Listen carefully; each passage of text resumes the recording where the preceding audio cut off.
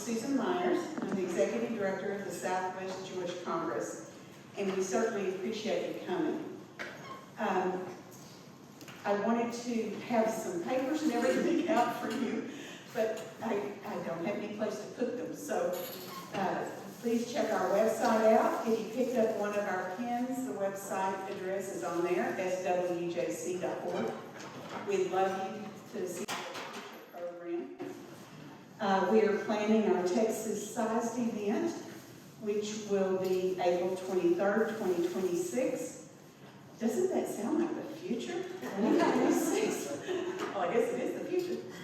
Anyway, I wanted to just thank you very much. Please ask me any questions afterwards. If you did not sign up, please make sure I have your email address, because as soon as we get a recording uploaded, we'll send you a link so you can view it again. And I wanted to thank SMU and Rick for allowing us to come tonight, and I'm so happy to hear him.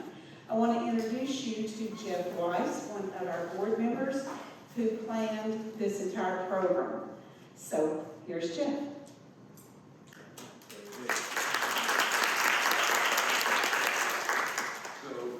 Good evening, everybody, and we do appreciate that you fought the weather.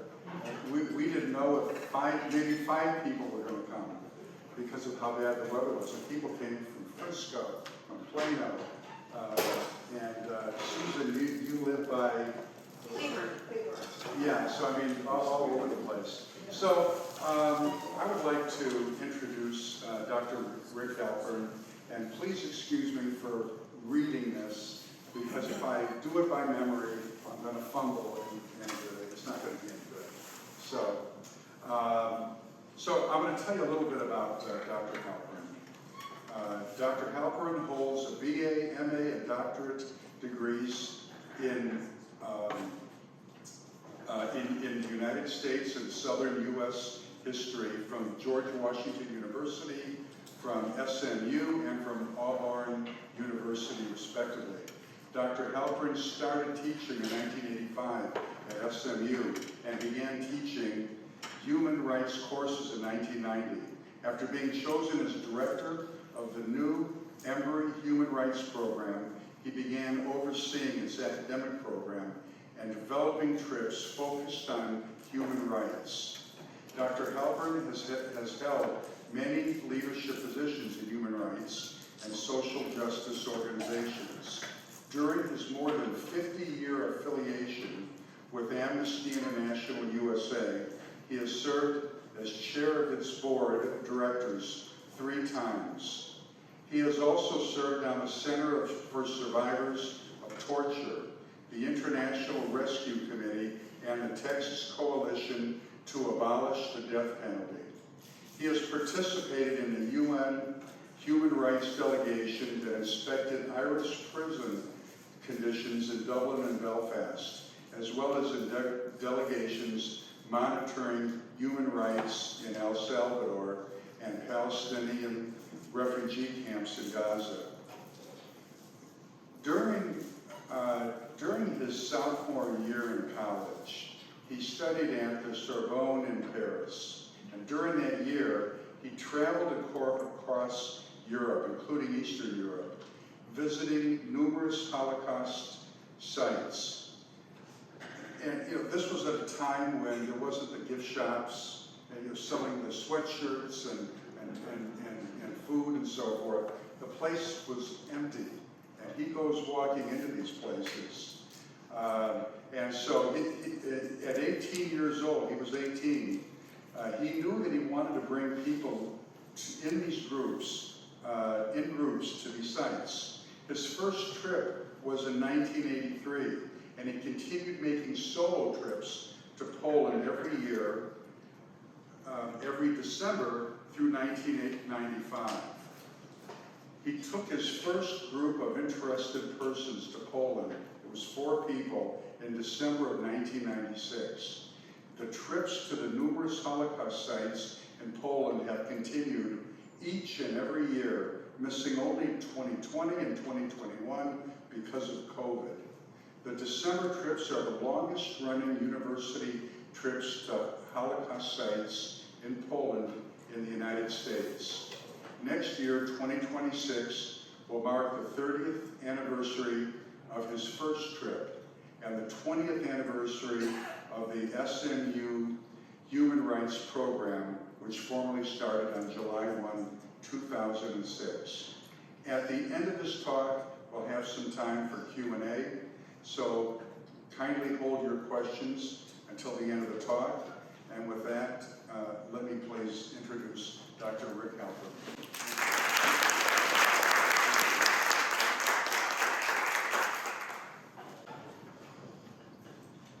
How are y'all, besides wet? For those of you who don't know me, I'm really not incognito. I just don't see too well. I'd like to say I have good vision, but I have poor eyesight. There are on the table here, let me just start by saying something about this, and then tonight. My students have heard me say probably ad nauseum, there's always a book. And I brought some here that are dealing with the topic that we're talking about tonight.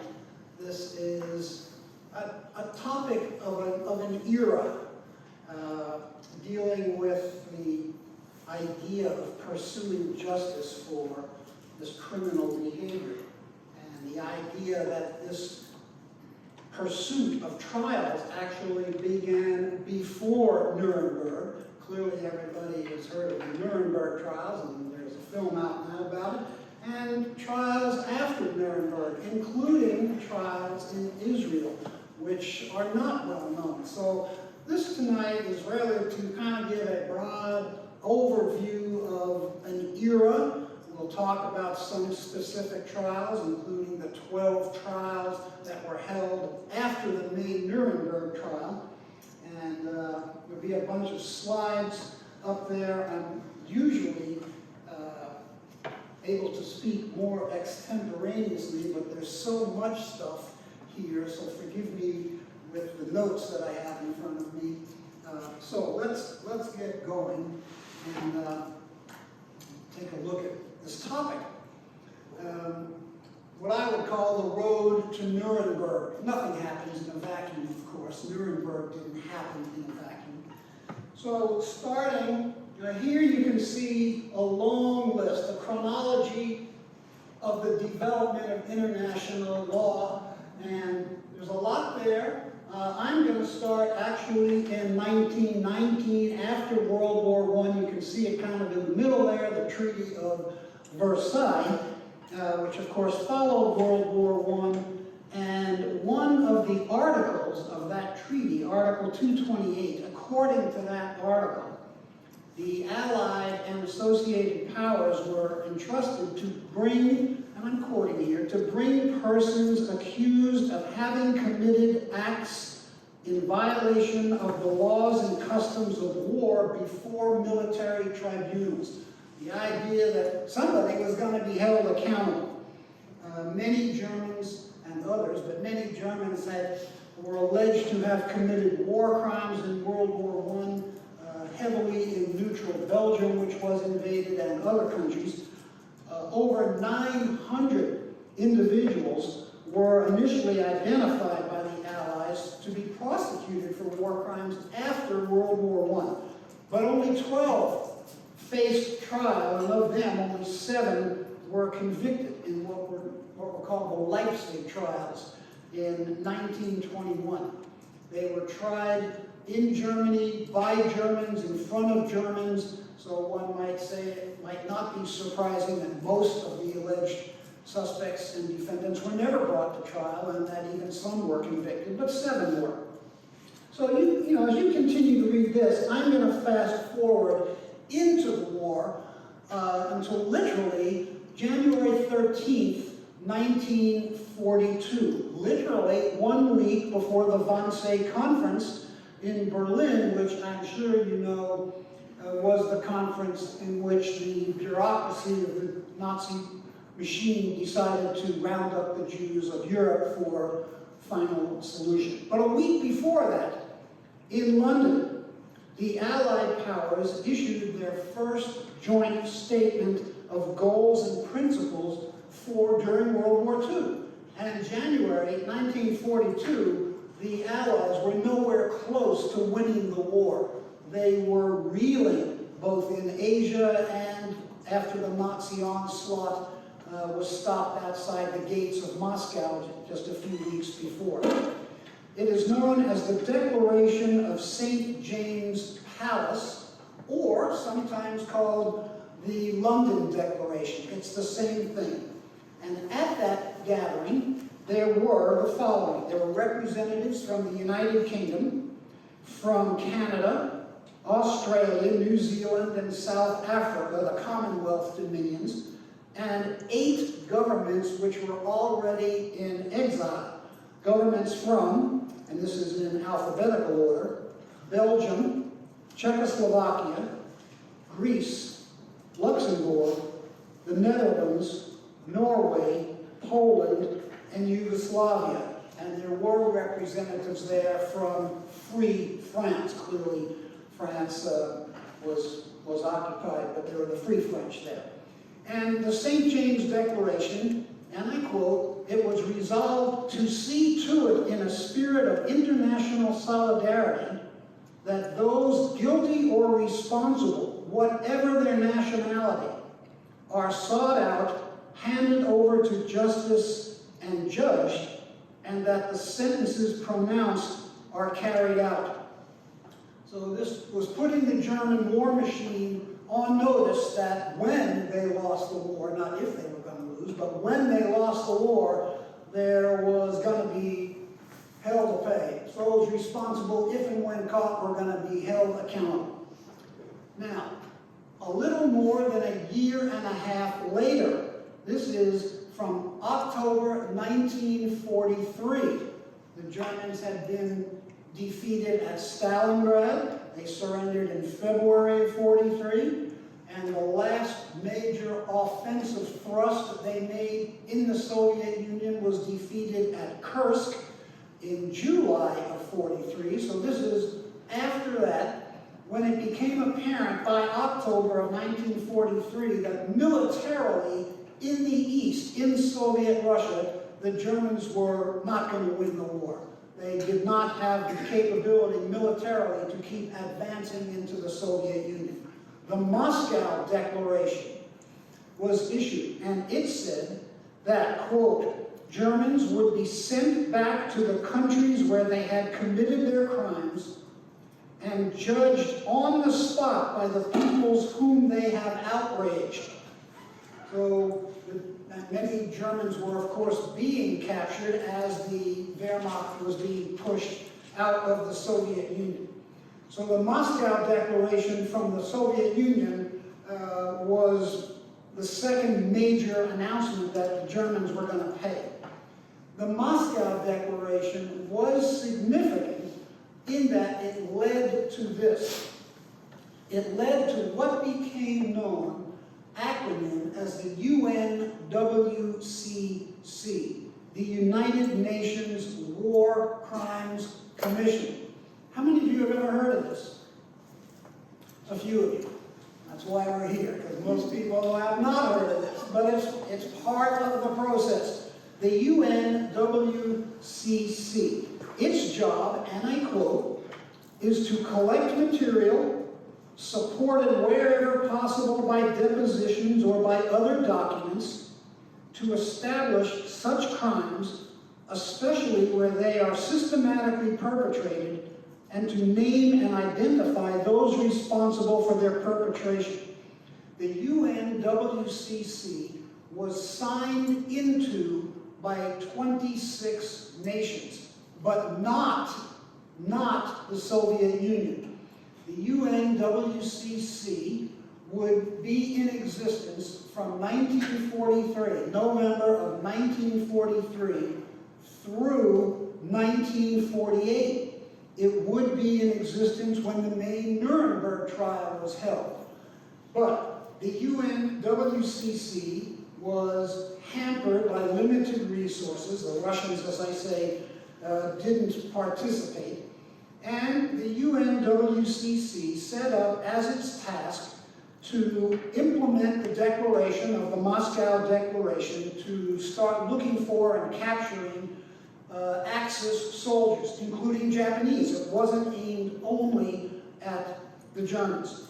As I said, this lasted for 5 years, and there were thousands of trials under the UNWCC, and they were held all over the world, from Oslo, Norway, Accord, and all the way through Singapore and Guam to deal with Japanese suspects. The primary areas of targeting for the UNWCC's trials dealt with 4 main areas. These are not in any particular order. They accused suspects of sexual violence. So there were Japanese soldiers who were accused of abuse of what became known as comfort women. Some of those soldiers were caught and tried under the UNWCC.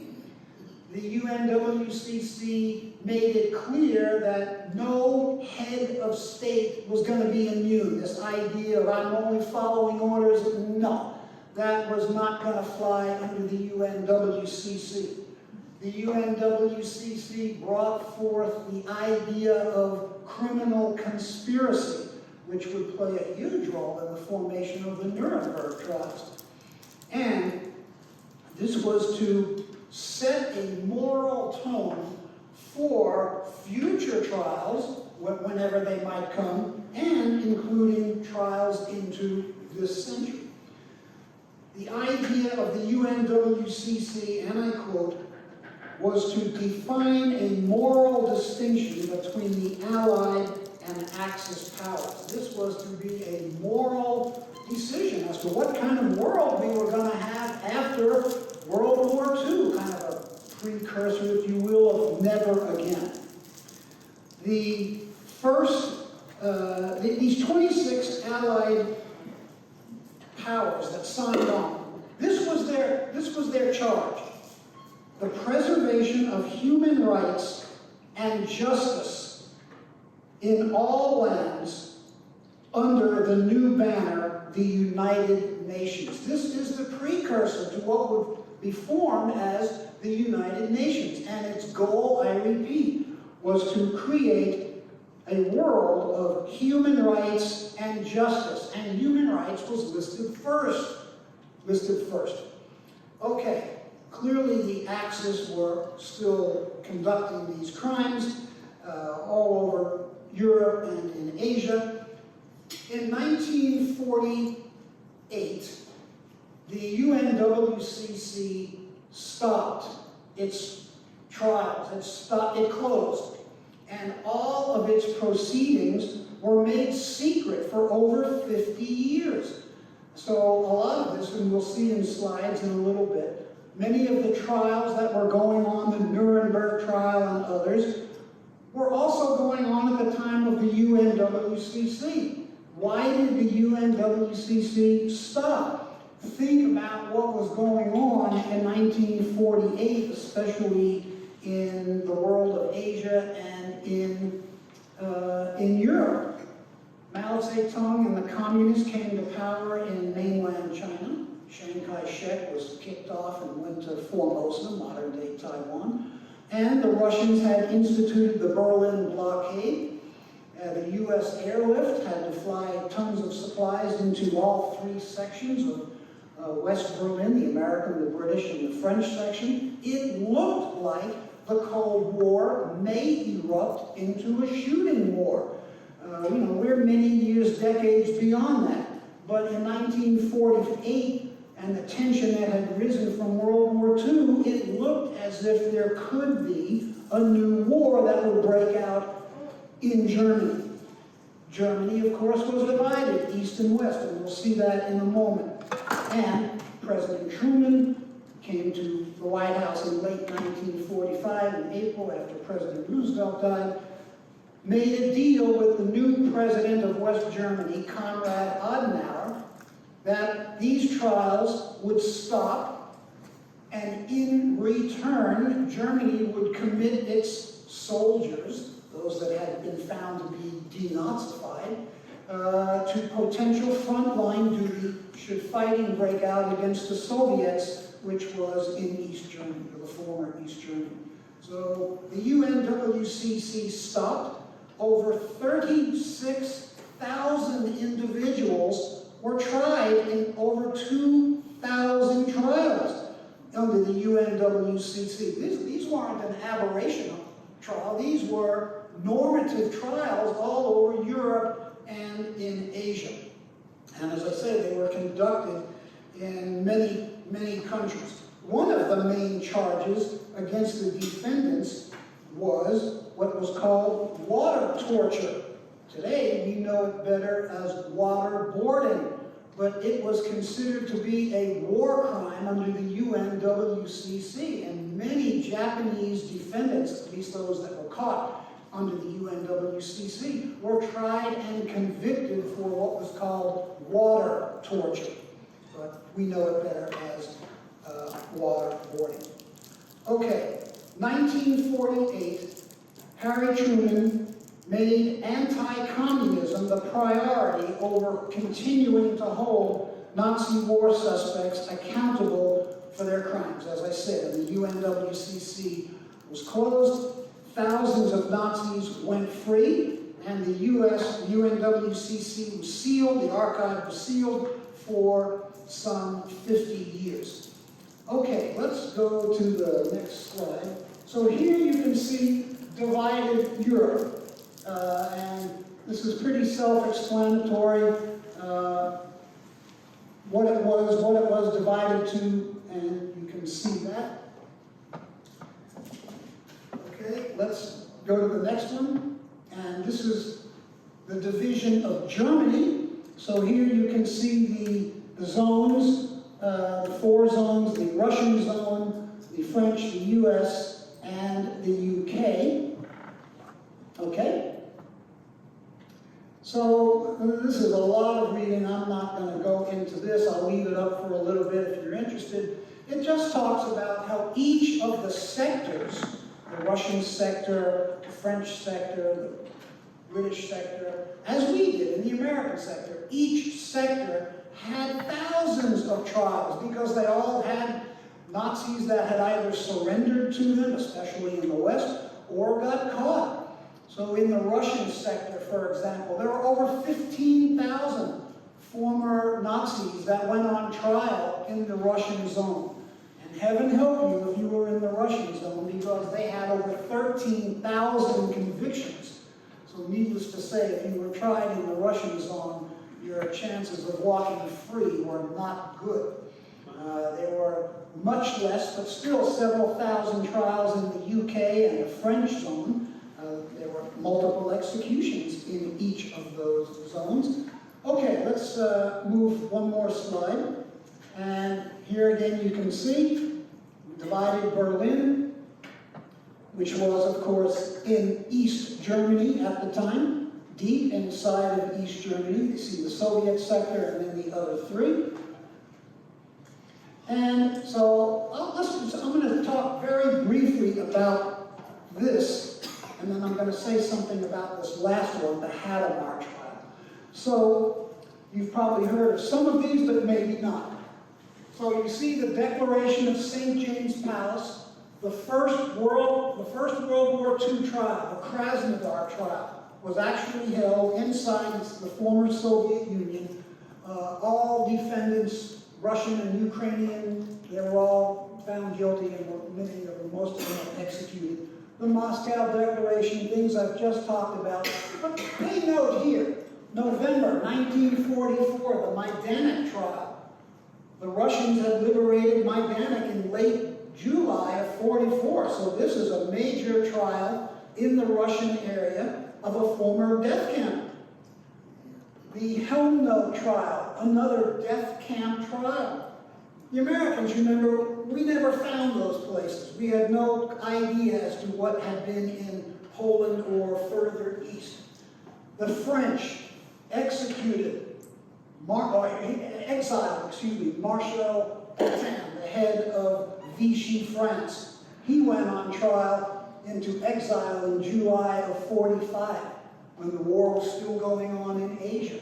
Not surprisingly, the Dachau trial, the first trial in the British sector and in the American sector, Dachau, but Vidkun Quisling, we hear the name Quisling, the Nazi collaborator of Norway, who went on trial in September of 1945. Has anybody ever been to the Norwegian Holocaust Museum? It used to be Quisling's home on an island off the coast of Norway. It's beyond breathtaking, and now it's the Norwegian Holocaust Museum. William Joyce, convicted of high treason by the British and executed. The Belsen trial, and the second Belsen trial. And we come down, Pierre Laval, executed in France as the head, one of the heads of the Vichy government. And then this, the Hadamar trial, the first trial in the American sector. And it wasn't an accident that it was the Hadamar trial. This was the first mass atrocity trial in the U.S. zone of Germany following World War II. Of course, Hadamar was one of the T4 sites. Thousands of people had been killed in Hadamar between January and August of 1941. There were 10,000 people were gassed and burned in Hadamar. Terrible. This gets to a point that hampered the U.S. in its trial at Hadamar. At Nuremberg and at Hadamar, it was decided that any Germans who were caught and tried were only going to be tried for crimes committed after the war began on September 1st, 1939. Germans were not put on trial for crimes committed against other Germans in peacetime Germany. That is to say, anybody committing crimes in Germany in these facilities pre-invasion of Poland was not tried. They were not tried by the Allies. That was by the law that the Allies set up. The Americans wanted to try these medical people at the Hadamar euthanasia facility for killing Germans, but we couldn't. But when the Americans found the facility at Hadamar, it was discovered through German records, they were so efficient at it, that many of the people who were sent to and killed at Hadamar were Poles and Russians who had been captured in the war. So it was only because Eastern Europeans, non-Germans, were victims at Hadamar that the U.S. could proceed with its trial of medical personnel at Hadamar. Now, there were people, nurses, doctors, 3 were executed, 4 were imprisoned, but this was the first trial, mass trial at Hadamar. And I'll say this and then we'll turn towards what we're coming to. I don't think it's surprising that most of the trials that you see before the 12 trials that we're coming to in the U.S. sector focused primarily on concentration camps and medical abuses. This is where the U.S. interest was centered upon, on concentration camp abuses and medical abuses. So, all right, let's go through the next slide. You see something about the post-war trials.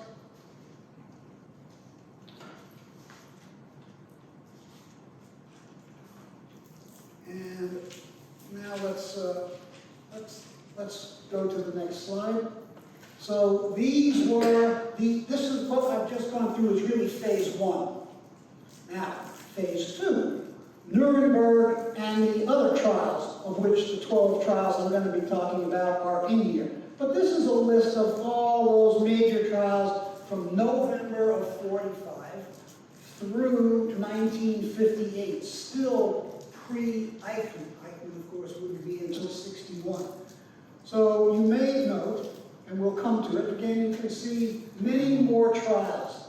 Minsk, it stops up there, the big one, of course, the Nuremberg Trial. But look at all the trials that were taking place in the same era. Minsk and Riga in the Soviet Union. Another Majdanek trial. Neuengamme, a camp in Germany, a concentration camp. Mauthausen, a second Mauthausen. Stutthof in Poland. So many trials. Many Stutthof trials. Knoxweiler Stutthof, the main and only camp in France, in northeastern France. Flossenburg, which claimed the life of Dietrich Bonhoeffer and many others. And then the Moscow show trial. So you can see, this was an era of immense trials, both in the Soviet sector of Germany, in Eastern Europe, in the Baltics, and in West Germany and in France. So all of this, you can still see, many of the 12 trials are in there, you see them. So, and when we get there, okay, so the 12 trials beyond the big Nuremberg trial. These 12 supplemental trials, the dates of these trials were from December 9th, 1946 through April 13th, 1949. It happened to coincide with the Tokyo War Crimes trials in Asia. They were being held at the same time. So, let's go to the slide with the 12 trials. Here are the 12 trials. And I'll say something about these just if you want to take a look. The first one, again, not surprisingly, a medical trial. The trial of Nazi doctors, 23 German physicians. The Milch trial. We'll say something about all these. The Justice trial. That was the basis of the film Judgment at Nuremberg that many of you may have seen. The Pole trial. Oswald Pole was even mentioned in the film Judgment at Nuremberg. And then trials dealing with German industry, industrialists, the Flick trial, the I.G. Farben trial, which was the world's largest chemical company. Of these, and we're going to see a slide in just a little bit, to talk about the numbers of defendants in all these trials. And there were some military trials, of course. The Einsatzgruppen trial, there wasn't much sympathy for those people, of course, when they were caught. And the Krupp trial, another industrialist trial, and the bottom two. So let's take a look at the overall fabric. So here is a pictorial summary of the defendants in the 12 trials at Nuremberg, post-Nuremberg. So there were initially 184 defendants, but only 177 went to trial, and here you can see the prison sentences. Many of them are very short, 2 years, 3 years, 1 year. Not many are in double digits, 20 for 10, 12, 15, 20, but you can see 36 of them were acquitted. 27 received a life sentence, but of course that life didn't mean life without parole. Most of these people that were convicted and sentenced to a life sentence were freed before 1960. Most of them were out by 1958 or 1959. They didn't serve anything close to a life sentence. 15 were executed, and they only came from 3 of the groups. 7 of the 15 were Nazi doctors, including Hitler's personal physician, Karl Brandt. But only 7 of the 23 were executed. And most of the doctors that were not convicted went right back into the German medical profession after the war as if nothing had happened. They resumed their life and were never caught. Most of them never went on trial, and nothing. Very frustrating. 4 were executed out of the Pole trial. We'll come back to that. And 4 were executed out of the Einsatzgruppen trial. Of the Einsatzgruppen trial, 14 were sentenced to death, but only 4 were executed. Most of them had led the Einsatzgruppen A, B, C, and D groups into the Soviet Union. And one of the books up here, if you are so inclined, it's a fascinating read. The Nuremberg SS Einsatzgruppen trial.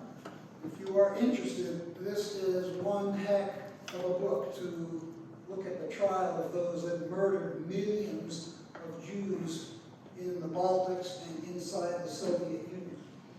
So you can see the bottom there. So, it depends on how you define justice. Were many found guilty? Absolutely. But did they serve what you and I might say long periods of imprisonment? Usually no. Usually no. So, a couple of comments then about, we'll leave that up there for a little bit, about these trials. And let me find something to just kind of give a broad overview here. Apologies. We'll give you time to look at that a little more. Well, let's start looking at these trials. The doctor's trial. So this was the first of the 12. And again, all of the trials, these 12 trials, they were all tried in front of American judges only. All the prosecutors were Americans. The United States, after the main Nuremberg trial, had actually wanted to replicate that trial and do another international trial with judges from all of the other 3 victorious powers. We thought that the Nuremberg trial was successful and we wanted to do it again. But it didn't happen primarily because the British expressed a lot of reservations about this. They wanted to try people in their own zone. That's what happened. The British said no. They pulled out of the idea of a second international trial, and so the U.S. conducted these 12 trials. These physicians were mostly doctors from the SS. As I say, Karl Brandt was the main physician. His name was actually on the indictment. It's the U.S. versus Karl Brandt, but it's known as the doctor's trial. Brandt was the physician that Hitler had given the order to conduct euthanasia on, quote, defective Germans before the war. And Hitler exonerated Brandt and all Nazi physicians, and Brandt paid the price. This is what Telford Taylor, the Chief Brigadier General Telford Taylor, was the chief of counsel in these 12 trials. He said this: "The defendants in this case are charged with murders, tortures, and other atrocities committed in the name of medical science. The victims of these crimes are numbered in the hundreds of thousands.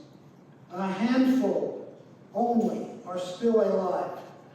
A few of the survivors will appear in this courtroom, but most of these miserable victims were slaughtered outright or died in the course of the tortures to which they were subjected. For the most part, they are the nameless dead. To their murderers, these wretched people were not individuals at all. They came in wholesale lots and were treated worse than animals." And needless to say, the defendants, they weren't all found guilty, but 14 were found guilty of the 23, but as I said, only 7 were tried, were executed. Erhard Milch, number 2. This dealt with the U.S. Trying defendants who were accused of slave labor, abuses of captured people, heavily in southeastern or eastern Europe. We don't think too much, I don't think, in general terms, we don't hear too much about the war in Yugoslavia, in the Balkans, in which the Germans rolled over that peninsula in April and May of 1941 and ran all the way down and overran Greece. But the war in Yugoslavia killed over 1 million civilians. We don't tend to think of this per se.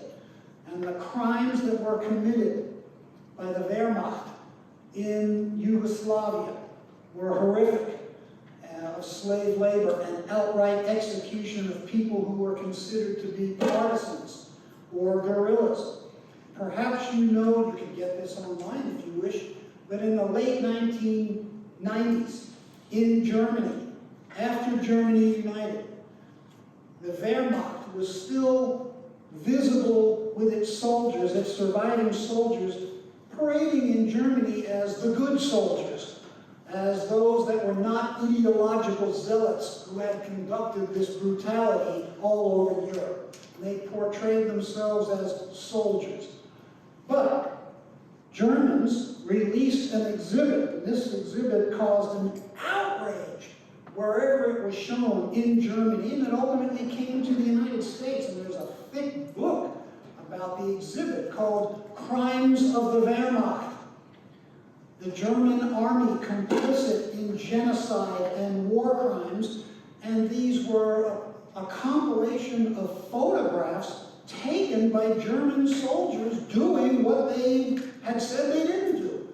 And this photo book just shows German soldiers hanging people and shooting them in individuals up against walls, and the brutality of mass murder throughout Yugoslavia. And as I say, it was taken by the Wehrmacht soldiers themselves. So this trial came way before that knowledge, but it was dealing with crimes committed against partisans, civilians that were impressed into slave labor under this General Field Marshal Erhard Milch. Everybody was found guilty. Milch was found guilty. But again, no executions. No executions. The rule of thumb was becoming, the longer you could stay free and avoid capture, the better your chances would be of not being executed if and when you were captured. The exception to that would be Einsatzgruppen or Nazi doctors. But everybody who was able to stay free, they were found guilty, if they were found guilty, but they weren't executed. The United States was trying to send a message in rebuilding West Germany. The goal was, for the United States, the goal was to use these 12 trials to show the Germans, West Germans in particular, how corrupt, how evil, how violent the Nazi regime had been across Europe. Telford Taylor and the Army Command in West Germany did not believe that the average German had expressed any remorse, and that they didn't know enough about what their soldiers had done for their country. And the goal was to impress upon them morally the criminality of the German government. That was the goal. But it didn't prove out to be that way. The judge's trial, again, the film, the basis of Judgment Nuremberg. The film, of course, compressed the judges from the trial. There were 16 judges that went on trial. In the film, they were reduced to 4. but the actual trial of German judges, they were all charged with implementing, and I quote, racial purity through eugenic and racial laws. And this is 1948. Eugenics was still a big thing in this country. It had been a norm for over 30, 40 years. The US was the first country that began sterilizing people. We did that in 1907. Germany's laws were modeled on our laws. But all of these people, of the 16 defendants, 10 were found guilty. No death sentences, of course. Almost all of them who were found guilty were out by 1957. So really they served 9 years. 9 years. 4 were acquitted. The judge's trial. This whole trial, again, his name is mentioned. He oversaw the concentration camps in the war, dealing with the SS made economic and administrative office to deal with slave laborers and people impressed into service of work in concentration camp. 4 of these people were, in fact, executed, including Oswald Pohl. But in August of 1948, the trial came back to the Pohl, the tribunal came back to the Pohl trial, and everybody else went to jail, but they were all out by 1957. So the higher ranking names in the Nazi SS hierarchy that were affiliated with these trials, if anybody was going to pay the price of a long period of imprisonment or death, it was them, i.e. Oswald Pohl. Okay. Case number 5 and number 11. These two were a little different. The Flick case.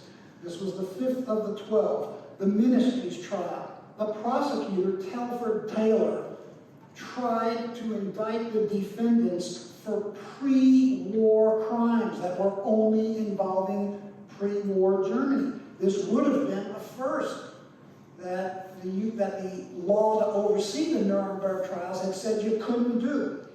And ultimately, the German lawyers defending their clients raised this issue, and the court agreed with them and threw out the charges against the defendants so that none of the charges dealing with crimes before the invasion of Poland was allowed to stand. Telford Taylor tried this twice. He tried it in this trial, and he tried it in the Ministry's trial, and the court said no. Lots of people were convicted here, but again, no conviction, no death sentences. IG Farben, the world's largest chemical company. They had factories, of course, at Auschwitz III and Monowitz in eastern Poland. This company was not dissolved until 50 years after the war, into the 21st century. If you look at IG Farben, they were still existing way after the war. Perhaps you know them for some of their products. Bayer aspirin. I dare say most people in here have heard of or had Bayer aspirin. I doubt many people knew that it came from the developers of IG Farben. The whole board of directors of IG Farben went on trial because their names had been on requisition forms requiring slave laborers from occupied territories. 13 of the defendants guilty. Nobody executed. The other 11, their signatures were never found, and so they had to be acquitted. So a little more than only half the board of IG Farben.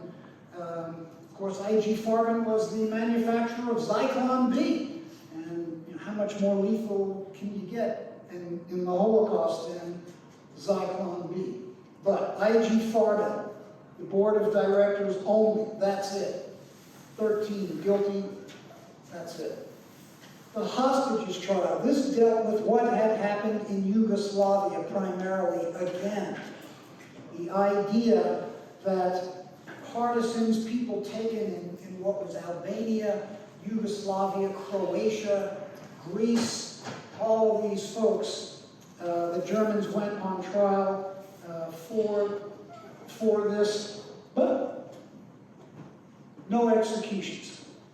Guilty, lots of guilty verdicts, no executions. The eighth, dealing with the Office of Race and Settlement, the RUSHA, the Reich Commission for the Consolidation of German Nationhood is what it stood for, Race and Settlement. Of course, under the Nazi laws, there were only two races, the Aryan race and everybody else that was considered Untermenschen, subhuman. And this office meted out punishment to, of course, those that weren't Aryans. But again, no executions. It would take too long. I'm just trying to skip over these because it's so long to deal with each of these trials.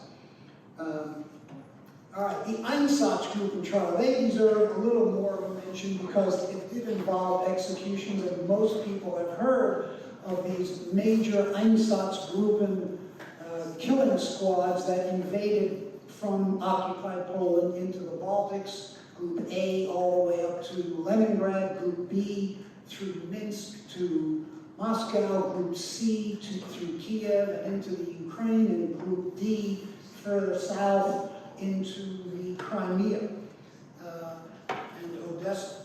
And there's a book, because there's always a book. If you've not heard of it or want to read it, if you haven't read it, it's just called the Einsatzgruppen Reports.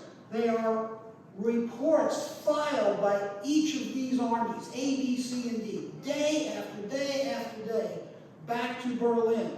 And you can read documenting genocide as the German army moved into the Soviet Union, because all of these armies, A, B, C, and D, and their sub-Einsatzgruppen groups, bragged about where they were and how many people they had killed, and did it on a day-by-day basis. Of course, they didn't call them people, they called them other names. But it makes for phenomenal reading. I dare say you can't find anything like it in the world. Nobody documents genocidal killings, but the Germans did because they thought they were going to win the war, and were winning the war at the time that they committed these crimes. Otto Ohlendorf, arguably one of the better-known commanders, Einsatzgruppen D, he admitted that his group had killed over 90,000 Jews coming into the Soviet Union on its advance down into the Crimea. And admitted it like you would admit what you had for breakfast. He ended up being a key witness for the prosecution. He stood on the witness stand and pointed out to all the other commanders and basically spoke matter-of-factly as to who did what and where, because all the others adamantly denied their role in such killings. But Ohlendorf didn't seem bothered by the numbers that he had been responsible for, and pointed out to the American prosecutors who did what. He was one of the 4 executed. Some of the other major commanders of the other groups, A, B, and C, were also executed, but Ohlendorf, and I might add, Ohlendorf had 2 PhDs. It's easy to see some of these people as just uneducated ideological zealots in powers unchecked, but many of these were deeply educated, academically educated. Okay, and these last few, the Krupp trial, again, the Krupp family pretty much made Hitler's war possible by financing much of him. Again, 12 members of the board of directors of the Krupp group, dealing with German armaments, illegal rearmament under Versailles, and legal rearmament after in the 1930s. But none of them ever went, nobody was ever executed. This is what Krupp said in his own defense. He was found guilty, but he wasn't executed. The economy needed a steady or growing development. Because of the rivalries between the many political parties in Germany and the general disorder, there was no opportunity for prosperity. We thought that Hitler would give us such a healthy environment, and indeed he did do that. We Krupps never cared much about the political ideas. We only wanted a system that worked well and allowed us to work unhindered. And then he added, politics was not our business. Well, it made them pretty rich before and during the war. The Ministries Trial, again, lots of these Foreign Office diplomats who served in Eastern territories or Eastern countries went on trial, slave labor, abuse of people, killings, but nobody was executed. This trial is interesting for one reason only. One of the defendants, a man by the name of Ernst Bohle, of all of the defendants, was the only defendant who pled guilty to these charges in any of the trials. Nobody else, just one. But again, none of them were executed. And last but not least, the German High Command. Many of the high-ranking Wehrmacht officers had been found after the main Nuremberg trial. These Wehrmacht officers were tried. They were charged with war crimes, crimes against humanity. Many were found guilty, but again, nobody was executed. Part of this is that the Americans still wanted, we're moving into 1948, and the tension between the US and the Soviet was more palpable. And the idea of continuing to execute Germans when we thought we needed West Germany potentially on the front line against the Soviets, we basically stopped executing. And in 1948, we pretty much stopped looking for Nazis. So, just a couple of things, then we'll wrap up the 12 trials, and then we'll turn our attention to what, in heaven's name, happened with Israel and in Israel. At the end of the war, from 1945 on, the Allied trials, these trials, all of them, especially these 12 trials, including the trials in the French zone, the British zone, these trials provoked more resistance from the population in Germany rather than acceptance of the fact that their former leaders went on trial. Most Germans viewed these trials and the main Nuremberg trial and these 12 trials under the Americans as an illegitimate instrument for punishing selected Nazis. They saw this, we've all heard the phrase, victor's justice. And that's what most Germans saw these trials as. It didn't sink in. What Telford Taylor was trying to do, as I said earlier, was to get them to understand the depth of the criminality of the Hitler regime. But it didn't sink in throughout the course of these trials. After these trials, German domestic courts became the vehicle to try Germans for pre-war crimes. So you again had Germans trying Germans, German defense lawyers, German prosecutors, German judges. They did what we tried to but weren't allowed to do. So many Germans in West Germany and in the French sector and in the British sector ultimately went on trial, but not in front of American, French, or British judges. Many historians, I'll quote here, after Nuremberg, most Germans were tired of war crimes.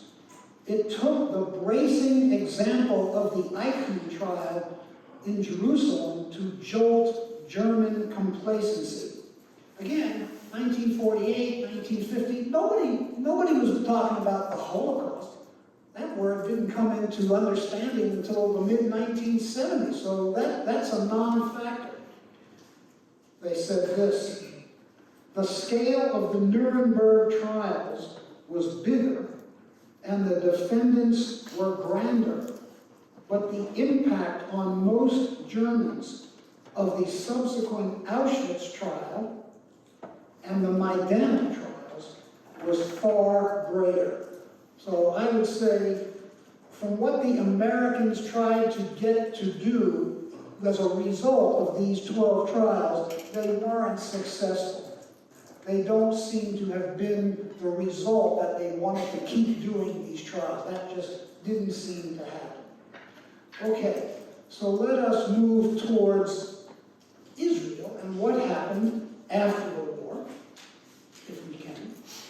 And so here again, before I start talking about Israel, or just, this is the last era, 1961 to the present. So, some words about Israel. Now, of course, Israel came into existence in 1948 by UN vote to partition Palestine, and Israel was created and immediately went to war in 1948 when attacked by her neighbors.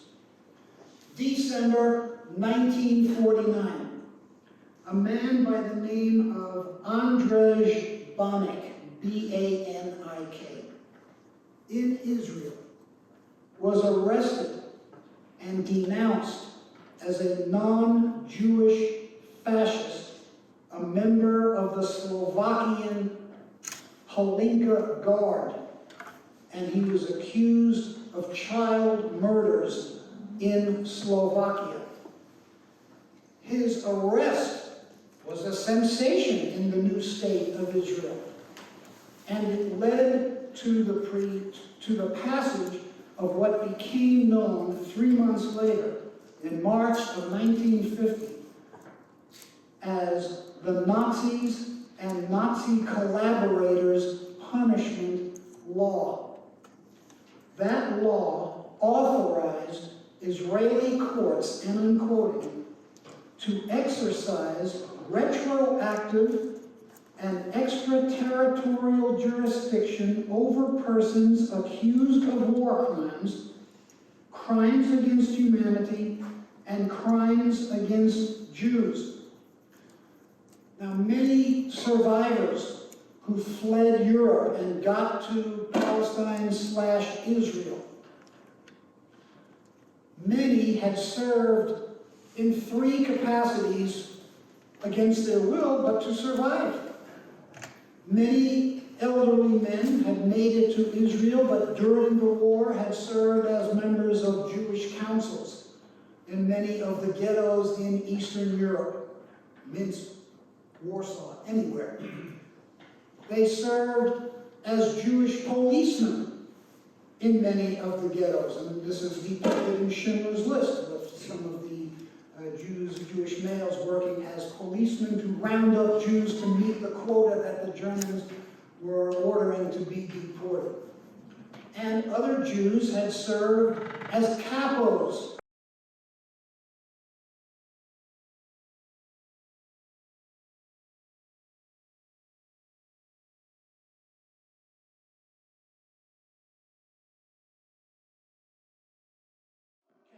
Did, and beat up other inmates under their charge, including other Jews.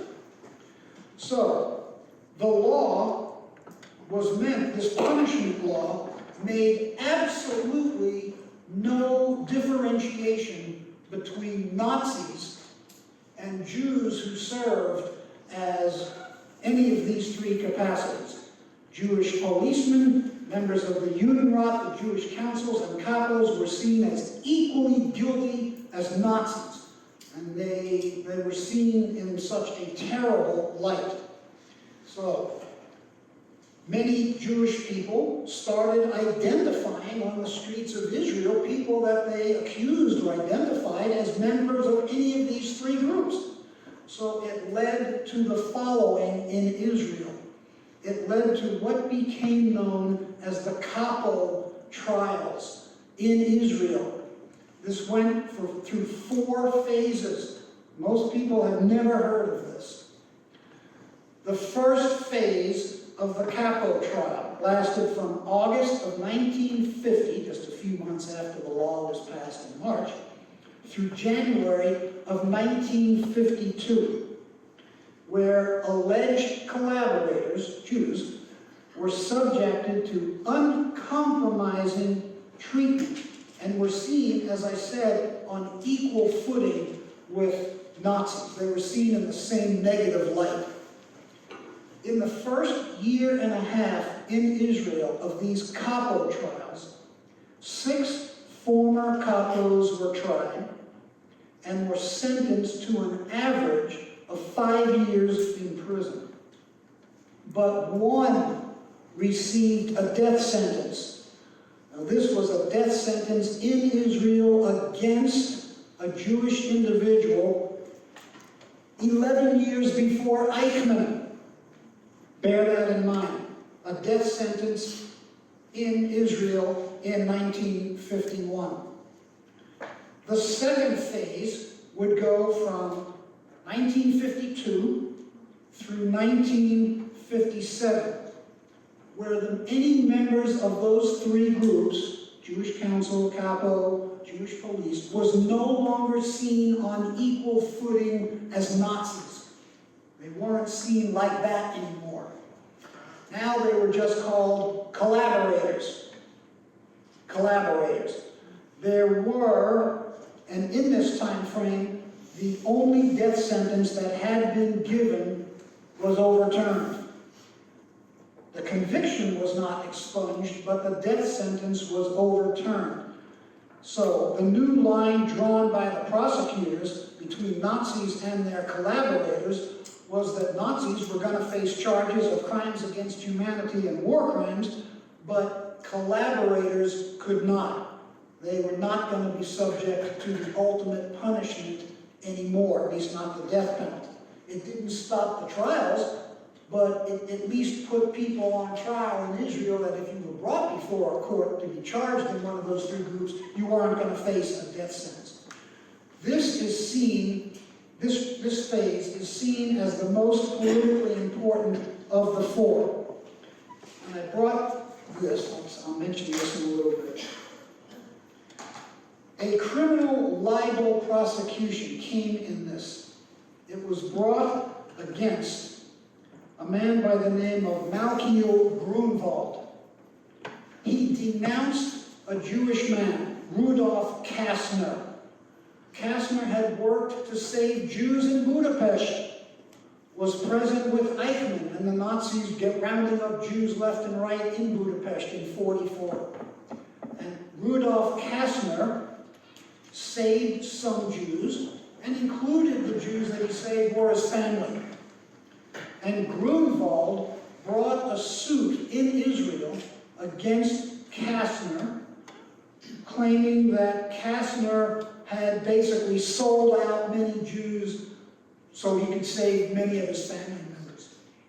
And Grunwald accused Kastner of keeping Hungarian Jews in ignorance about their peril in part of an agreement with Eichmann, as Eichmann would allow him, Kastner, to get the Jews that he wanted and get them out. Kastner was also accused by Grunwald of profiting from this agreement financially. So in 1953, Kastner sued Grunwald for libel of what he had said about him. It was thought that this libel trial was going to take a week. It lasted 2 years.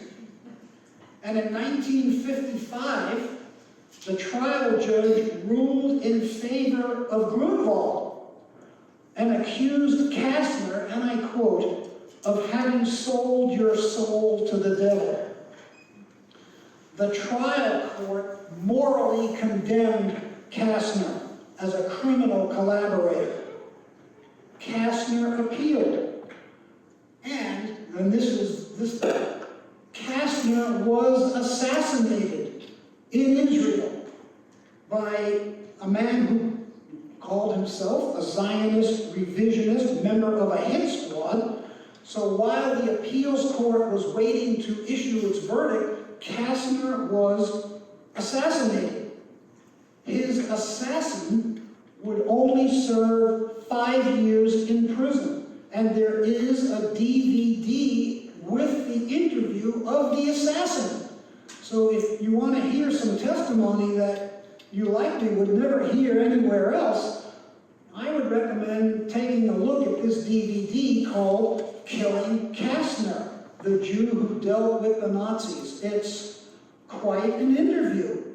Anyway, it's up here, FYI, if you are so inclined to take a picture of it, or even better, see it. The Kastner trial was the sensation of Phase 2. Phase 3, 1958 to 62. So this one includes Eichmann, who of course was found in Argentina in 1961.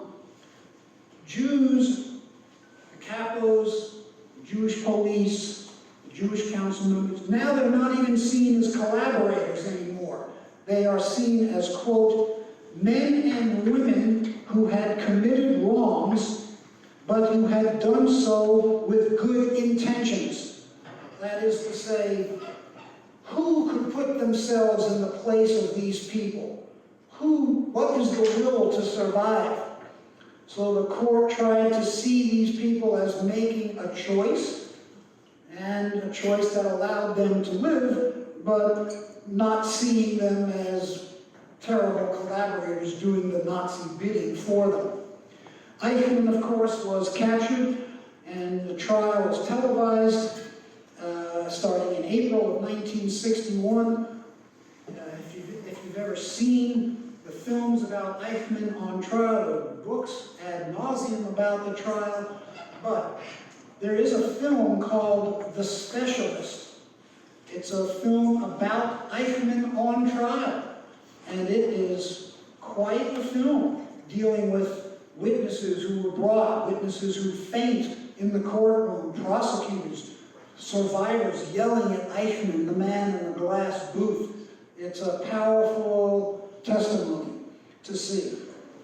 And then Eichmann, of course, was found guilty and executed in 1962. The Eichmann trial was really a watershed moment for all of these other trials. And the last phase of the Capo trial went from 63, after Eichmann's death, to the mid-70s, 72, where these functionaries weren't even called that anymore.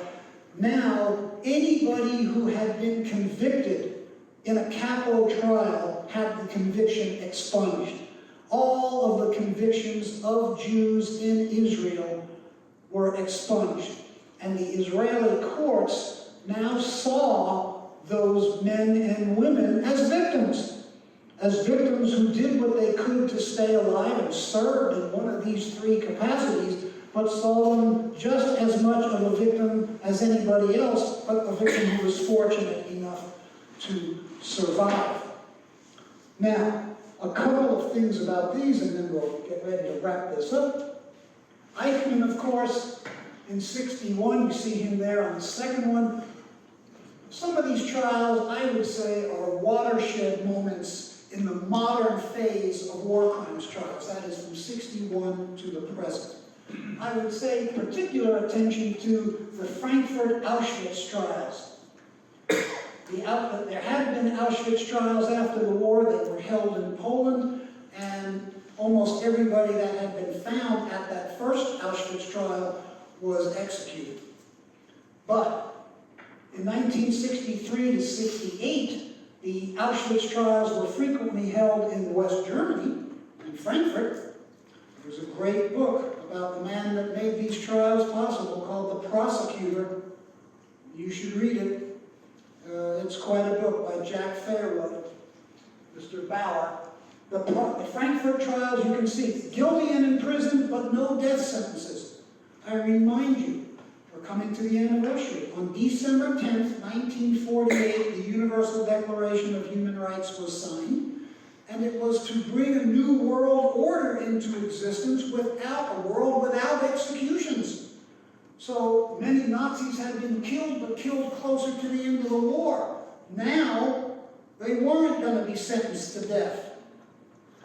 Okay, so we see Treblinka trials, Sobibor, death camp trials, Treblinka and Sobibor. Still guilty, but no death sentences. And then we come down to this one.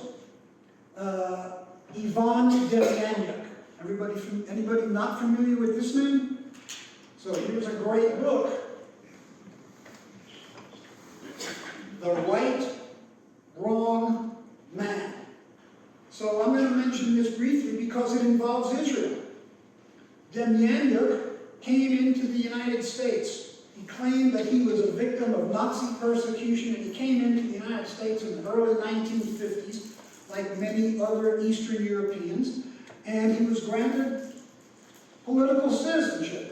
And he disappeared into the northeastern cities. He went to Cleveland. And many of those cities, Cleveland, Detroit, Buffalo, Cincinnati, Pittsburgh, they had and have lots of Eastern European immigrants from World War II and now their descendants. And as in the 50s, 60s, 70s, the world began to learn more about this thing called the Holocaust and the totality of the killings, Nazi war criminals began to become hunted. And one of these criminals that was among the most hunted was some guy called Ivan the Terrible, who was alleged to have kicked, pushed, beaten people into the gas chambers at Treblinka, shut the doors, reopened the doors, and then thrown infants on top of the heads of people and shut the doors again. And this name of Demjanjuk became associated as possibly being Ivan the Terrible. So he was found in the United States, in Cleveland, and he adamantly denied being Ivan the Terrible. But the United States extradited him back to Israel, where he stood trial in 1986. Literally 25 years after the Eichmann trial. So many Holocaust survivors were still alive. Now they were 25 years older, and here's another alleged Nazi war criminal on trial in Israel. You can well imagine the anger, the rawness of the emotion when Demjanjuk, coming from the comfort of the United States, goes on trial in Israel, and he's found guilty. And he's sentenced to death. The first major person sentenced to death since Eichmann. But there was still a lot of questions. Was he or wasn't he Ivan the Terrible? And in 1988, the Israeli Supreme Court overturned the death sentence to the pain, the horror, and the outrage of many Holocaust survivors in Israel. And Demjanjuk came back to what he thought was going to be a hero's welcome in the U.S. and to his family. Well, he came back to the U.S., but while he had been on the stand in Israel, he admitted under oath that he had lied to get into the United States, that he really wasn't a victim of Nazi persecution, that he had fought for the Soviets and was captured and switched sides, and that he had been a guard, but not at Sobibor or any of these other places. He admitted to being a guard at a work or labor camp. Well, since he had admitted being a member of a fascist organization supporting the Nazis, the U.S. stripped him of his citizenship, because he never would have gotten in had he told the truth in the 1950s. So the U.S. then tried to deport Demjanjuk. Now, we tried to ask Australia, do you want him? Can you take him? Australia didn't even start looking for Nazi war criminals until 1989. And they said, no, he's not wanted here. No. So we asked the Canadians, you want him? He's not wanted here. The only country that said they would take Demjanjuk was Latvia. And Latvia said, give him to us. We'll take him, we'll try him, and we'll kill him. Just give him to us. No problem. But there was a problem. Because U.S. law had changed to what it is today. We cannot knowingly deport or extradite somebody to a country where they are likely to or certainly going to face torture or execution. And since Latvia said, we'll kill him, we couldn't send him to Latvia. So Demjanjuk was kind of in limbo. He was still in the U.S. The U.S. was trying to get rid of him, but didn't know how. And finally, Germany united as a country and built a case against Demjanjuk and said, Give him to us. He's wanted as an accessory to murder for 29,000 murders at Sobibor. Send him to us, and Germany doesn't have the death penalty. So the United States started extradition proceedings to get rid of Demjanjuk. Right before he was supposed to be deported, his lawyer and Demjanjuk came into court. Demjanjuk is on a stretcher hooked up to an oxygen machine. He looks pathetic. The lawyer is arguing, you can't deport this man. Look at him, he'll never survive the flight. He's too weak. He should die in this country. He's pathetic. But the Germans had done some homework. They had filmed Demjanjuk mowing his lawn. Just prior to Demjanjuk coming into court hooked up to an oxygen machine. So the German prosecutors kind of, oops. And Demjanjuk was deported to Germany, where he was put on trial. I actually had a group traveling around Germany, and we were in Munich when Demjanjuk's trial was going on. I have a picture of a young kid who's an Austrian, but he has a sign in front of him that says, I am not a Nazi, free Demjanjuk. And right before I took that picture, there was a crowd, 15, 20 people. I thought they were going to rip this kid to shreds. They were so angry. Police had to come in and separate them. Ultimately, Demjanjuk was convicted. He was convicted. But he was clearly an elderly man. He was put under house arrest, and he died. He died. But he was convicted. So it raises a question as we come to the end here. We have 10 to 15,000, it is believed, that 10 to 15,000 convicted Nazis, not convicted, came to the United States, and most of whom were never found and never prosecuted. Never. They're going to die or have died as elderly men, free men, getting a pension, Social Security. They got away to this country and got away with it. They got away with it and dying in all over the world. Australia only prosecuted 3 men, no convictions. Canada, UK. But these people, in a sense, got away with this. So let's get to the last slide. Oh, she beat me to it, okay.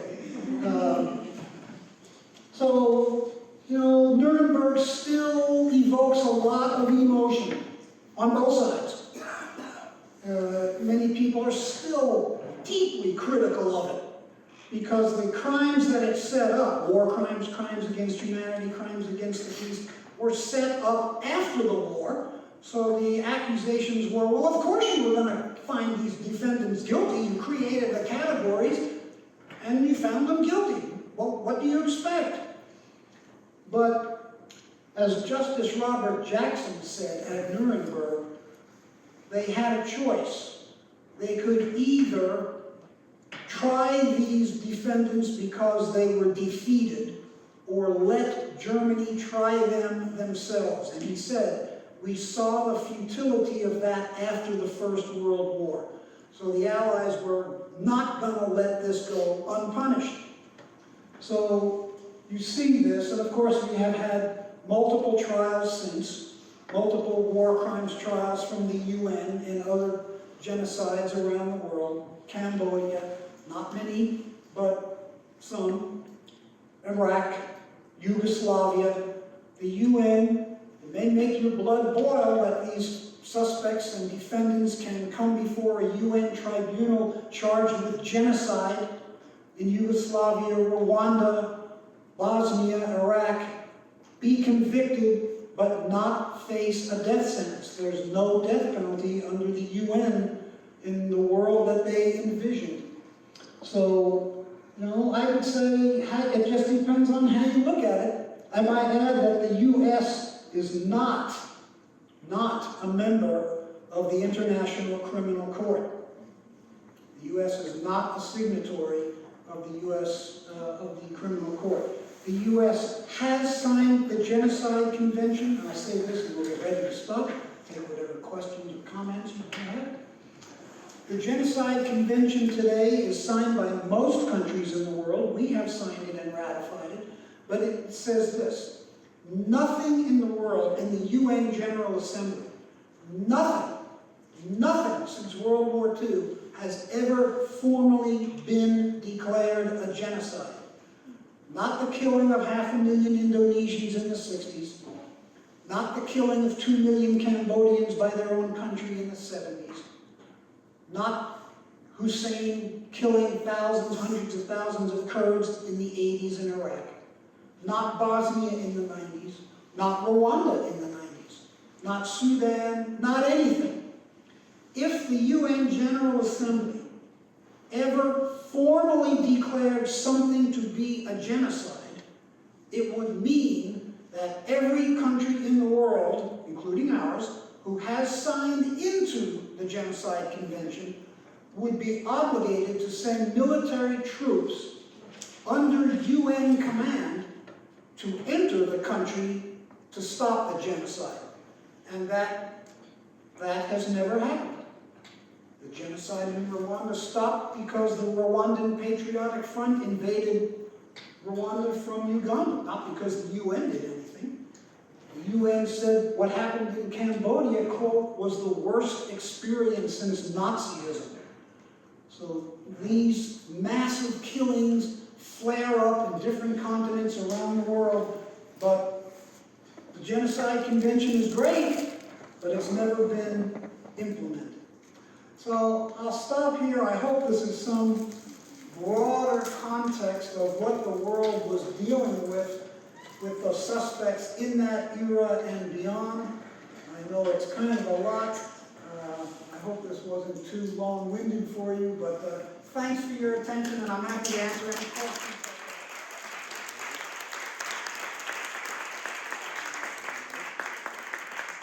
Sir. Thank you very much for the good lecture. My name is Emmanuel Urund, UND, and I just came from Jerusalem to Dallas with a 45-year-old archive of everything about the Holocaust and to the revival of Israel based on the 30 films, documentaries and features that I shot. I started as a 15-year-old skipping school in Jerusalem, and I attended the Halperin trial, and I had the luck to meet Hannah Arendt 3 times for many hours discussing many things. I also attended the Nuremberg Trial in Jerusalem and in Munich, Germany. I almost killed him, but thank God, God pulled my arm back. I was so close to him on the stretcher, but thank you. I hunted a few Nazis, and one of them from Bergen-Belsen. I almost killed him, but then again somebody pulled my arm. And I've done work 30 years in Germany. I gave it to them with the films and education, but I made many friends for the Jews in Israel among them. And like 2 friends are children of the family of IG Farben, in German IG Farben, which used to be a Jewish company that was Aryanized by the Nazis. And the 2 children, one of them, the girl, she helped Fritz Bauer, the Jewish judge you saw maybe last week, the program. The son is in Berlin campaigning in the world against torture in prisons all over the world. So I identified with the second generation who suffered a lot.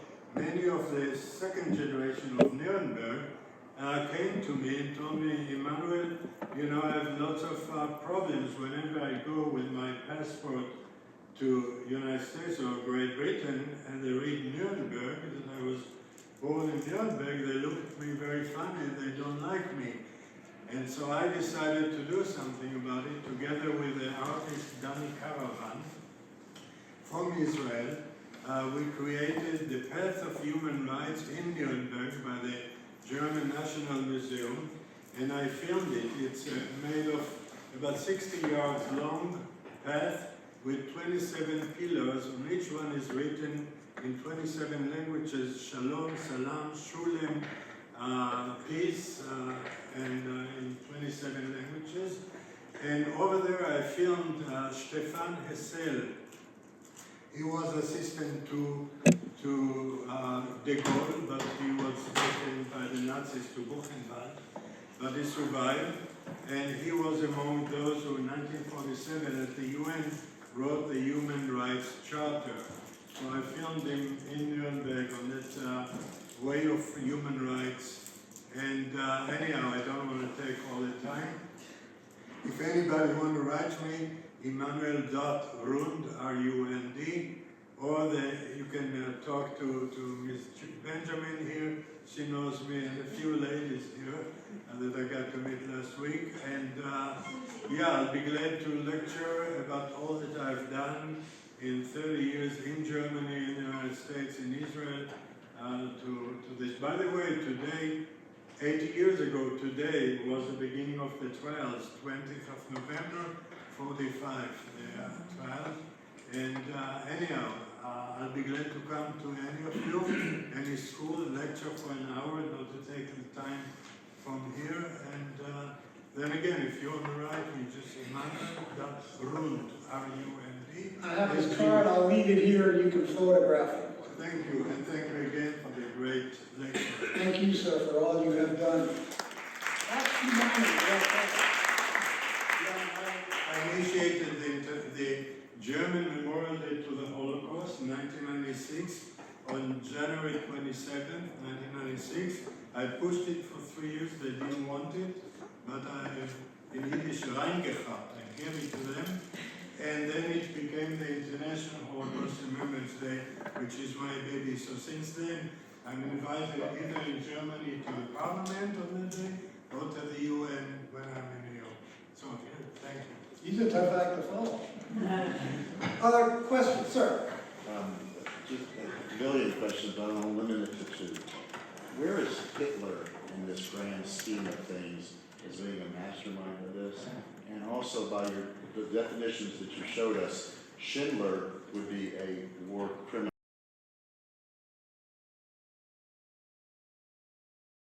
And of course, he sees himself in the film, but he was a war criminal, and rightfully so. You know, not many who played in his role had a reversal of conscience. So he is better known for what he did that led to people being saved. But throughout the war, he was a war profiteer. And not everybody was able to survive Schindler. So the Plazhov camp, which is right in the middle of Krakow, I don't know if some of you know have been there, but it was a hellhole. And thousands of people did not survive where he was. But, and Hitler, of course, his name is synonymous with all of this. There's no getting around. There's a school of thought, the intentionalists versus the functionalists. And most people, most historians would say that the Holocaust was an outgrowth.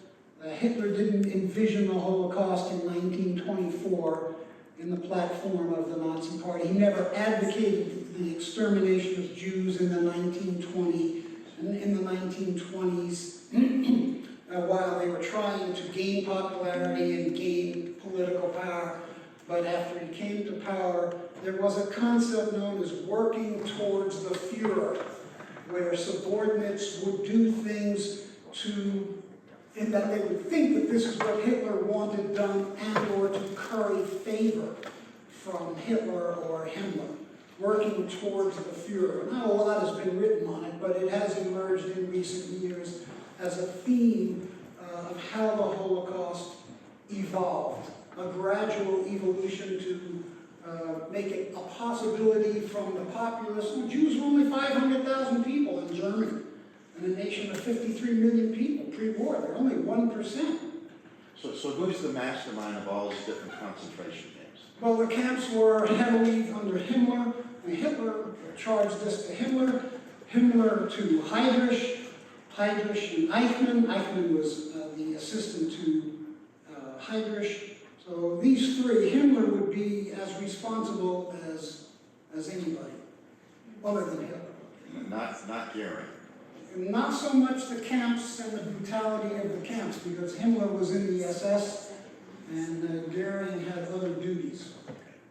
Goering is paid the price, of course, in Nuremberg, but he wasn't in the SS the way Himmler, the Einsatzgruppen, the killing squads, the camps, all that, the police, all that was under Himmler. Please. George Soros, everybody considers his, we all consider George Soros a Congo. He sold the names of Jews to the Nazis. How welcome would he be in Israel? Good question. So, Can you talk about the irony of the U.S. trying the medical trials or doctors' trials first, given the fact that eugenics was brought to the Nazis, from the U.S. and then subsequently a lot of what those doctors discovered, ended up in anatomy and physiology books in medical schools that we still use here in the U.S. today. yeah, I mean, this is really disturbing. This is not the proudest moment of the U.S. Medical Association. And I'll say just parallel, the war crimes, the medical experiments that were done in Asia under the Japanese doesn't get a lot of play in this country. But if you ever want to take a look, read a book by Sheldon Harris. It's called Unit 731, The Crimes Committed in Asia. It'll make your skin crawl. And the equivalent of Nazi doctors that did these horrific experiments on live men, women, and children, except they were done in Manchuria and in China and in areas of the world that most Americans probably couldn't find on a map. Those medical experiments, anthrax, dropping anthrax over people. We pursued the Japanese medical war criminals before the Russians could get them. The name is General Ishiro Ishii. And we found him, we captured him, never prosecuted. What was the deal we made? He would give us all of the knowledge that he had about bacteriological and chemical warfare that they had inflicted on Asians that we were going to use and maybe see how it worked in the Cold War with the Russians. Never prosecuted. So, there's a big disparity between medical crimes under the Japanese, which is its own subject, and this topic. But to get to this issue, I alluded to it before, the United States, our history with eugenics is disturbing. As I say, we were the first country, Indiana, 1907, was the first jurisdiction in the world to legally sterilize people. In this country, we sterilized from 1907. There's a great Supreme Court decision, I don't mean in a good way. It's one of the most notorious decisions in this country, Buck versus Bell. Anybody heard of this thing? It's in Virginia. Carrie Buck, an elderly woman, was in the Virginia home for the feeble-minded and epileptic. And her daughter, Carrie Buck, stayed in the home to watch out for her mom and was raped and became pregnant. So she gave birth to a little girl. And in Buck v. Bell, one of the great chief justices, associate justices of U.S. judicial history, Oliver Wendell Holmes, gave this lengthy decision and concluded it with 3 generations of imbeciles is enough. And the daughter of Carrie Buck was sterilized. And between 1907 and 1927, the Buck decision, America sterilized 3,223 people. The leading sterilization jurisdiction in the world was California. That's where most of them were carried out. But after the Supreme Court took the Pandora's box lid off of that, from 1928 through 1941, when we got into the war, 38,000 30,000 more people were sterilized, 10 times the number. So when we got into World War II, 41,000 Americans had legally been sterilized. Legally. And from 1942 to 1977, another 30,000 people were sterilized. So this country sterilized people from 1907 to 1977. 70,000 people. Many of them are still alive today who couldn't find out why they couldn't have kids. Who were they? Before the war, they were invariably poor people. Most of them were white and unbelievably poor and considered defective, feeble-minded. You know, you hear these words today: idiot, lunatic, moron, imbecile. But if a doctor labeled you that between 1900 and 1941, God help you, you'd be put into a home and this would be done to you. After World War II, most of the people who were sterilized were poor and people of color, when race played a bigger deal. So the Nazi sterilization law of 1933, it's really disturbing. We don't talk a lot about this. Take a look for yourself.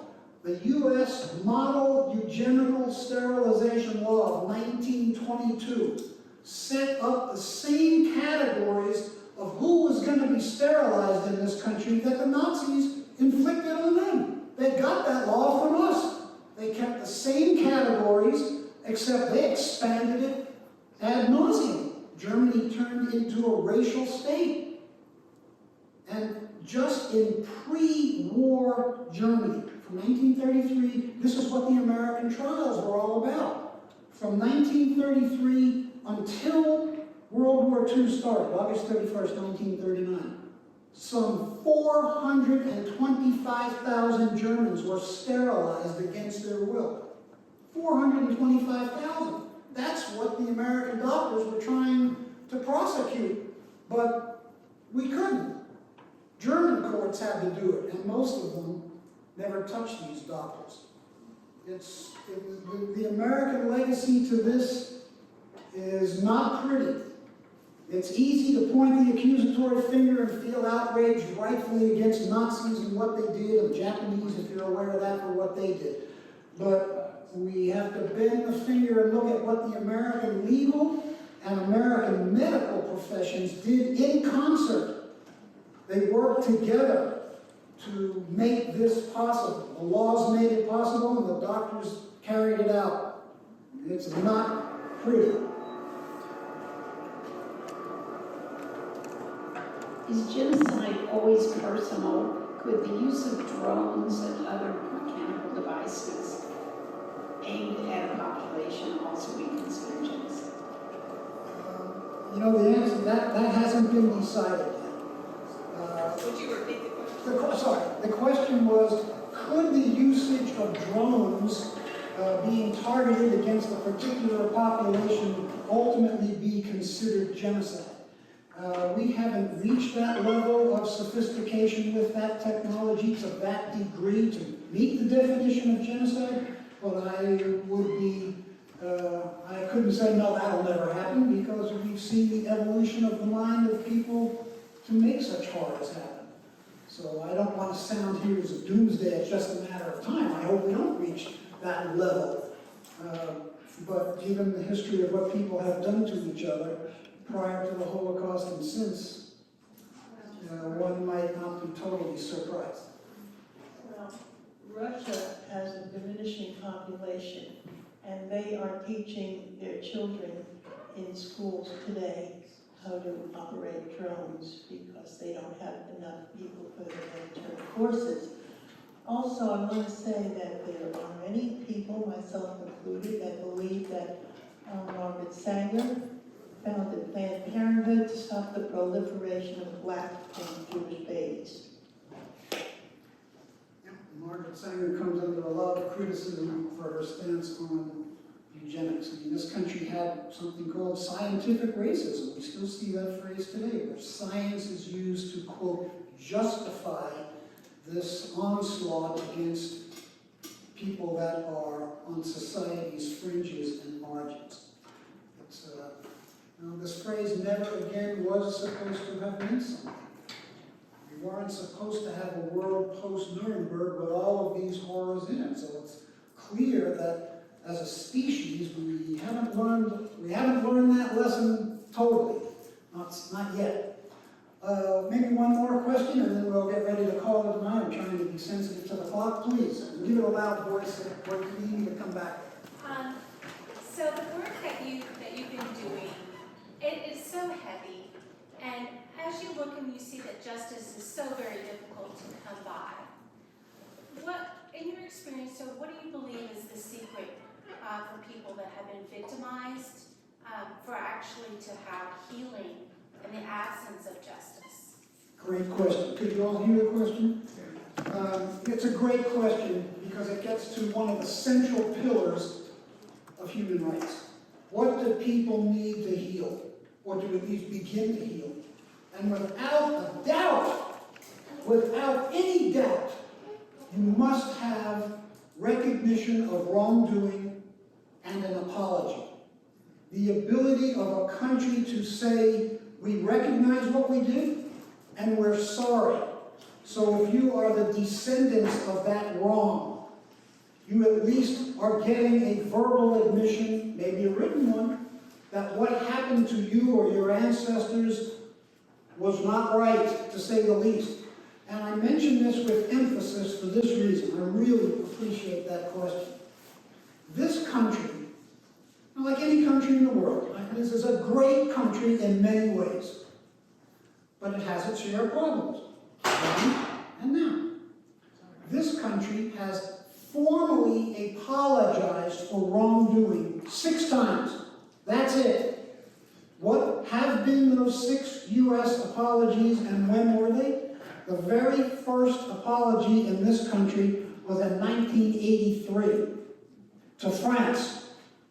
And why did we apologize to France? Because we hid, it's off the screen now, but we had taken the French war criminal Klaus Barbie, the butcher of Lyon, who deported, murdered Jews in France and sent them to their deaths in Poland. And we put him on the CIA payroll in South America to find communists. And he was sentenced to death in absentia in France. And they asked the United States, do you know where Barbie is? And we lied to them and said, no, we have no clue. But Barbie was working and being paid by the U.S. He was uncovered in 1987. He was extradited from Bolivia, and it caused a sensation. But when he was found, we apologized because we had been exposed. We then apologized in 1988 to the Japanese for Japanese internment, I should say to Japanese Americans. And President Ronald Reagan signed the act, and of each of the surviving members of the Japanese, 120,000, got $10,000 in reparations and an apology. So that was 2. Third, in 1993, we apologized to the state of Hawaii for overthrowing the monarchy and getting the Dole family and capitalism in there and overthrew years of their monarchs. And so we apologized to the state of Hawaii. 4, we apologized for what happened right down the road from where I was, the Tuskegee medical experiments that I'm sure everybody is familiar with. The onslaught against innocent men of color, many of whom died needlessly, again, at the hands of a system, political and medical system, that didn't care about their suffering and descent into insanity and death. 5, we apologized under President Obama for slavery. We tried to get a bipartisan committee to talk about reparations. No, we're not going to do that, but we'll at least apologize for slavery.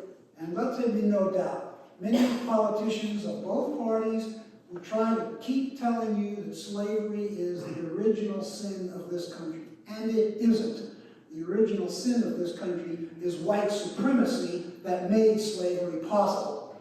But sixth and last apology, and this is the only one which was never public, although it is written, so you've got to look for it. It's in a 493-page written treatise. It's an apology to Native Americans for what white Europeans did to them over centuries with genocide, cultural abuse of boarding schools and the like, taking their land. But it also ruled out any discussions for reparations. So, but it was a written apology. So those are the only 6 apologies. There has never been a national apology for eugenics. No, certain states have, but there's never been a national apology for a lot. Never been a national apology for lynching. Any other crimes that you think this country has or is known to have committed. So, to answer your question, I have one last thing, if I may. I'll make it Dallas-centric. Does everybody remember the terrible crime in 1973 of the Santos Rodriguez killing? Does anybody not know what I'm talking about? Anybody not know? Okay, you all know. A 12-year-old kid handcuffed in his pajamas, taken by a Dallas police officer, accused wrongly of breaking into a machine, a pop machine, stealing coins, put into a car, handcuffed, and shot in the back of the head, assassinated in a police car. 1973, July 24th. It led to the only race riot in this city 4 days later. It took this city, I am happy to say that the Human Rights Program and Human Rights Dallas led the effort here to get, it happened to be Mike Rollins, who was the mayor. He wasn't even here in 1973. It took Dallas 40 years until 2013 to verbally apologize to the mother of Santos Rodriguez and his surviving brother, just to say on behalf of the city, we're sorry. It's arguably the crime of Dallas other than the JFK killing. 40 years just for a city to tell a family, we're sorry. So it sounds like an easy thing that should be forthcoming, but it is incredibly frustrating, and the anger that builds up when it's not forthcoming. Bosnia, remember that in the 1990s? You know, the Serbs killing Croats and Muslims? No, most Western media had no clue. Much of this was a revenge killing. 50 years before, when over 100,000 Serbs were butchered in World War II. Butchered by their surrounding neighbors, Croats and Muslims. And so when Milosevic came to power, it was revenge time. But the Western media couldn't make the linkages between what happened in 1942 and what happened in 1992. No apologies, no nothing. So that's a long-winded answer of saying countries have to do a lot better of saying, we're sorry, and to face up to it. When our relatives were slaves unto Pharaoh, you all remember the story of Passover?